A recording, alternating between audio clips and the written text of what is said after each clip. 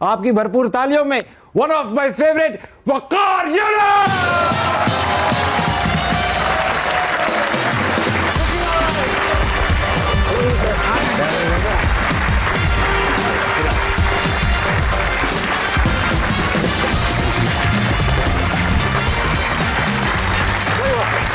विकी भाई, thank you so much for being on हंसना मनाए। Any time.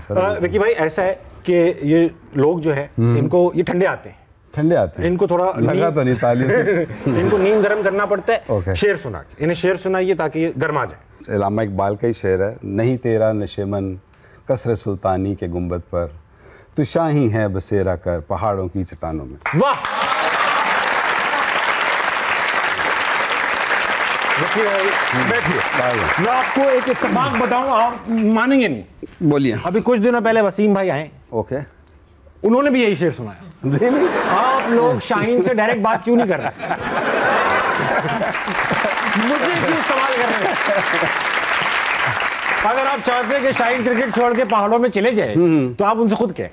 हमें कोई थर्ड पार्टी चाहिए होती है। विकी भाई, स्टार्ट में कहना चाहूंगा 90s के दौर के तकरीबन तमाम ही बैट्समैन थरथराते थे, कपकपाते थे, रन अप देखकर ही बेहोश हो जाते थे। बाउंसर हो, यॉर्कर हो, आउट स्विंग, इन स्विंग, सब पे ही कमाल हासिल किया। कैसे किया ये सब वसीम अकरम ने? सही कह रहे हैं ताबिश, ऑनेस्टली सही कह रहे हो कि ये कैसे किया वसीम अकरम ने। क्योंकि अगर वसीम अकरम नहीं होते तो शायद मैं भी ना करता जो मैंने किया है। आप उनकी आप कंपटीशन में करते थे ना ये सब? ऑफ कोर्स, तो कंपटीशन में होता है।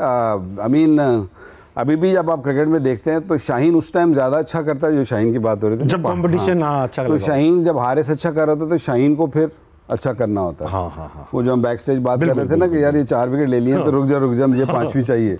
सो वो हमेशा कंपटीशन रहता था वसीम भाई के साथ। आई थिंक बड़ा हेल्दी कंपटीशन था। और 90s की क्रिकेट इसीलिए मेरा ख्याल है ब्लॉसम भी की कि हम दोनों ने इकट्ठे परफॉर्म किया। ठीक है। और फिर साथ में बॉलर्स आते रहे। आई मीन स्पिनर मुशी आता रहा, सकलैन था, शायद सपोर्ट भी नहीं थे, सारे बड़े बॉलर थे। सपोर्ट भी अच्छी थी, सारे वो अपने लीग के बड़े बॉलर थे सारे। सकलैन भाई हो गए, मुशी भाई होता ही है कि क्रिकेट में ना हम सब कहते हैं कि जो बैटर मैचेस जो होते हैं या टूर्नामेंट जो होते हैं ना वो बॉलर जितवाते हैं। बेशक। तो आई थिंक पाकिस्तान की जो सक्सेस ज़्यादा 90s की थी वो इसलिए भी थी कि 90s में सारे ही कमाल बॉलर थे। फिर ऑलराउंडर भी कमाल थे, अजहर महमूद था, फिर रज़ाक था। हम अच्छे थे या बाकी सब खराब थे? मतलब ये भी हो सकता है, ये एक रीजन हो सकता है नहीं विकी भाई? आई थिंक दोनों मिक्स था। वो भी इतने अच्छे नहीं थे, वो इतने अच्छे नहीं, हम इतने बुरे भी नहीं थे।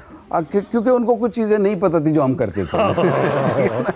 तो इसलिए हमारी वो सक्सेस इसलिए ज़्यादा आई उस दौर में। और उस ज़माने में क्रिकेट भी थोड़ी मुख्तलिफ थी। ये T20 वाला तमाशा इतना नहीं था उस टाइम। अभी बिल्कुल एंड पे आके थोड़ा बहुत क्रिकेट T20 आई।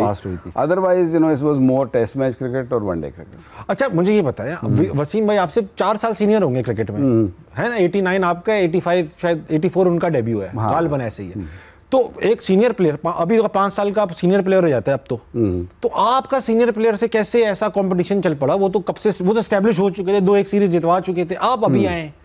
तो फिर ये 91, 92 से 93 से इनफैक्ट आप लोगों का एक कंपटीशन शुरू हो चुका था। तो ये कैसे हुआ? एक सीनियर आदमी से तो बंदा डरा ही रहता है, अड़ ही नहीं लेता। डरे तो हम अभी भी रहते हैं उनसे, ऐसा नहीं है।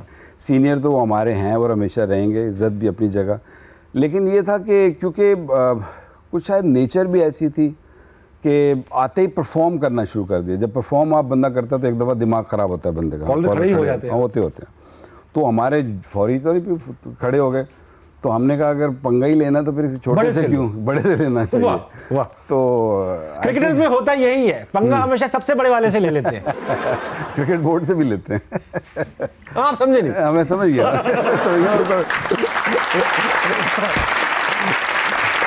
समझ में गया था। तो आपने मैंने रिवर्स कर दिया। हाँ, मैंने हल्का सा डक कर दिया। मैंने सुना जवानी में आप लड़के भी भगाते थे। लड़के भगाते थे मतलब? लड़के भगा के ले जाते थे क्रिकेट के लिए?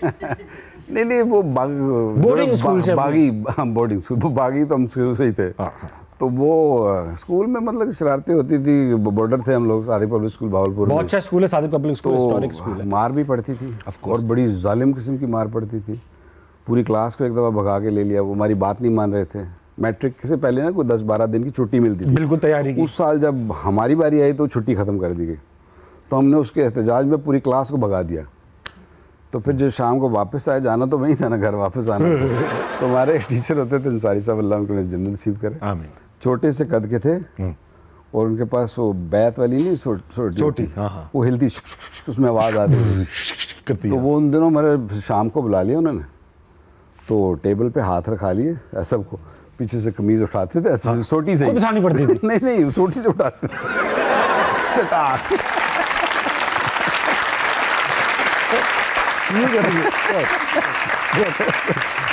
वाह,